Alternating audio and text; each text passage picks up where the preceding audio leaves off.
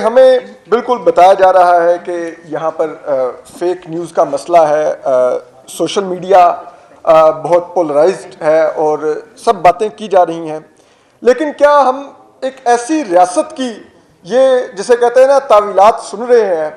जो रियासत एक बदनीयत रियासत है, हमेशा से कवानीन का गलत इस्तेमाल करती है, हम उसको मज़ीद वेपनाइज कर रहे हैं ये कवानीन देकर। माजी में भी कवानीन का गलत इस्तेमाल होता रहा, जब तहरीक इंसाफ हुकूमत में थी सहाफ़ी निशाना बनते रहे, आज भी वही सब कुछ हो रहा है। तो इसका मतलब है रियासत एक ही है, उनकी जिसे कहते हैं ना वो मोहरे बदलते हैं, वो कभी पीटीआई की सूरत में बदलते हैं, तो कभी वो नून लीग की सूरत में बदलते हैं, कभी पीपल्स पार्टी की सूरत में बदलते हैं। लेकिन आज जो सबसे बड़ा हमारे लिए लम्हा फिक्रिया है वो ये है कि मैं बतौर सहाफ़ी जो कहना चाहूँगा कि हमारी अपनी सफ़ों के अंदर से बहुत से लोग जो माजी में बहुत बड़े सिविलियन सुप्रीमेसी के चैंपियन बनते थे, क्योंकि सहाफ़ी की वफादारी तो अल्टीमेटली आईने पाकिस्तान के साथ है, किसी सियासी जमात, किसी सियासी शख्सियत या किसी भी और शख्सियत के साथ नहीं होती। वही आज जब माजी में जबर का निशाना बनते थे तो उस पर शोर करते थे, आज लोग जबर का निशाना बन रहे हैं और वो उसको लेजिटिमाइज कर रहे हैं, उसको जस्टिफाई करते हैं। और जस्टिफिकेशन के लिए फिर हम ये एक जिसे कहते हैं टर्म लेके आ गए हैं, फेक न्यूज़ है, ये है। अगर इस रियासत का मसला फेक न्यूज़ है तो ये रियासत जो क्रेडिबल न्यूज़ है उसको भी प्रमोट कर सकती है। फेक न्यूज़ का जवाब क्रेडिबल न्यूज़ है, लेकिन क्रेडिबल न्यूज़ जिन प्लेटफॉर्म से आती है, आप डॉन देख लीजिए, डॉन के इश्तिहारात बंद हैं। आप इस रियासत के साथ अलाइन होकर फेक न्यूज़ देना चाहें तो आप देखिए आपको पीटीवी पर नौकरी मिलेगी। फिर आप चाहे कैंसर की अद्वियात के बारे में भी झूठ बोलेंगे तो कोई आपको स्क्रीन से नहीं हटाएगा। क्यों? क्योंकि आप रियासत के बयानिए के साथ अलाइंड है। यहाँ पर एंकर्स बैठे हुए हैं,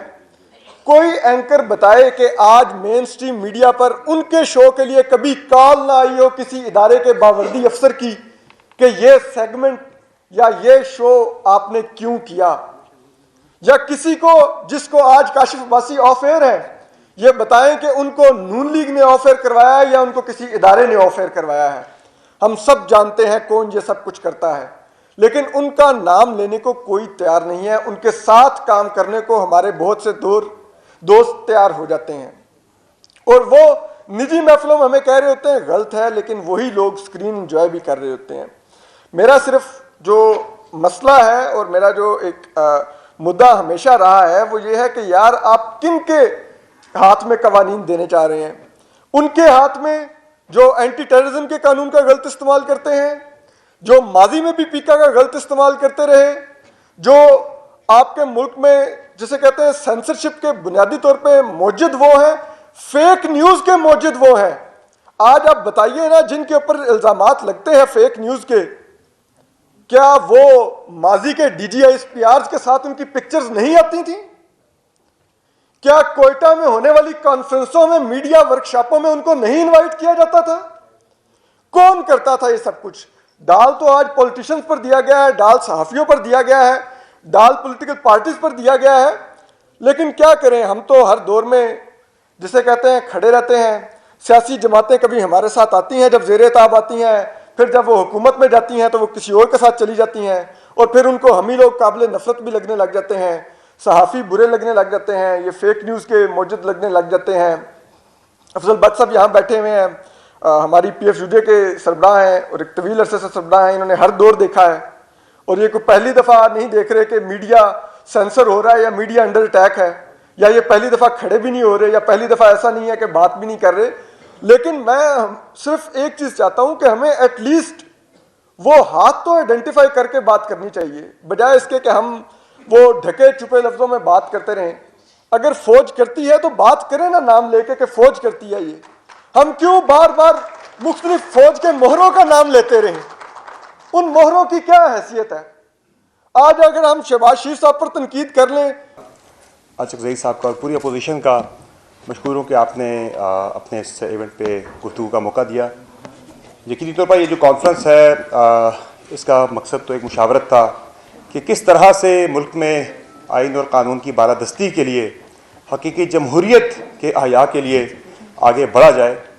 तो वो गवर्नमेंट जो कि आप अपने आप को बहुत ही मुस्तहकम गवर्नमेंट कहती है, उसके कमज़ोर तरीन होने की सबसे बड़ी अलामत यह है कि आपको तीसरा वेन्यू शायद आज तब्दील करना पड़ा है इस कॉन्फ्रेंस के इनेकाद के लिए। तो वह घबराहट जो है कि क्यों ये मुशावरत हो रही है, क्यों जमहूरियत की बात हो रही है, तो यही गवर्नमेंट के कैंप के अंदर जो एक इस सिस्टम को लेकर जो एक घबराहट है कि ये चलेगा नहीं चलेगा, जो एक लेजिटिमेसी का जो एक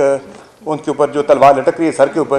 तो ये उसकी बहुत बड़ी एक अलामत थी। बहरहाल जमहूरी सफ़र ने तो आगे बढ़ना है, चाहे जितनी कोई कदगने लगा ले, मीडिया को रोक ले, सियासत को रोक ले, जमहूरी सफ़र को रोकने की कोशिश कर ले, इसने तो आगे बढ़ना ही बढ़ना है हर सूरत में। तो इस कॉन्फ्रेंस के इनेकाद पर मैं अपोजिशन को सिर्फ यही कहूँगा कि आपकी जो एक कोशिश है मुल्क में हकीकी जमहूरियत की बहाली के लिए, इसमें जिस तरह बात की पहले मुझसे पहले बाकी साथियों ने, एजाज सैयद साहब ने, अफजल भट्ट साहब ने, कि अपना जो एक आपका सफ़र था माजी में, जो गलतियाँ आपसे हुई उसको ज़रूर देखना चाहिए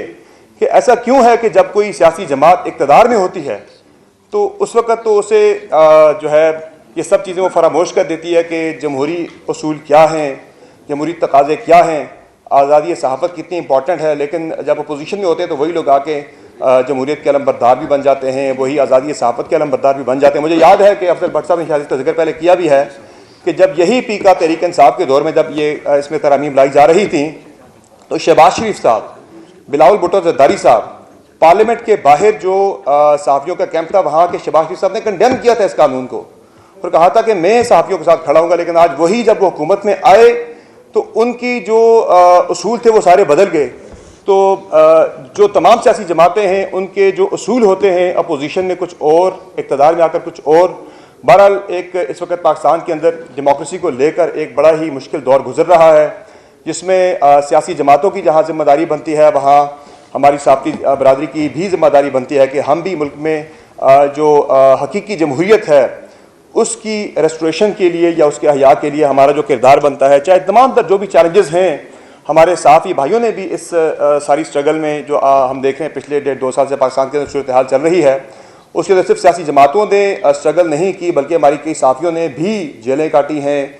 मुश्किल सूरत हाल से वो गुजरे हैं और अभी भी गुजर रहे हैं। बहरहाल ये एक चैलेंजिंग टाइम है जिससे हम सब ने गुजरना है, इसका मुकाबला करना है, चाहे जमहूरियत को कोई थ्रेट है या आज़ादी सहाफ़त को थ्रेट है,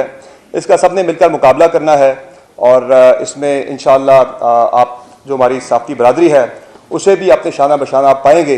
अगर ये सारी स्ट्रगल जो है वो जमहूरियत की बहाली के लिए ही है। तो बहुत शुक्रिया आपका इस कॉन्फ्रेंस का इनेकाद करने के लिए। और